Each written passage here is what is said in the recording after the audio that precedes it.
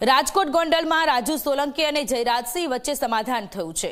રાજુ સોલંકીના પુત્ર અને ગણેશ જાડેજા વચ્ચે બબાલ થઈ હતી। જૂનાગઢમાં થયેલી મારામારી બાદ વિવાદ વિકર્યો હતો। મારામારીના કેસમાં ગણેશ જાડેજાએ જેલવાસ ભોગવ્યો હતો। ધારાસભ્યના બંગલા પર દલિત સમાજના આગેવાનો હાજર રહ્યા। રાજુ સોલંકી અને જયરાજસિંહ જાડેજા વચ્ચે આખરે સમાધાન થયું।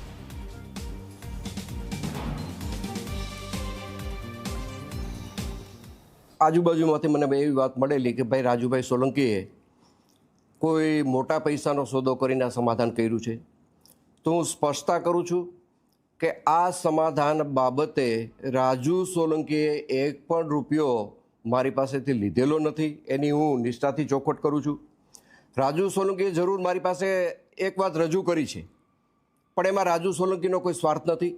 રાજુ સોલંકીએ મારી પાસે એ વાતનો પ્રસ્તાવ મૂક્યો હતો કે હું અમારા સમાજની ગરીબ દીકરીના સમૂહ લગ્ન કરવા જઈ રહ્યો છું। સમાજ પાસેથી મારે ફાળો લેવાની ઈચ્છા નથી।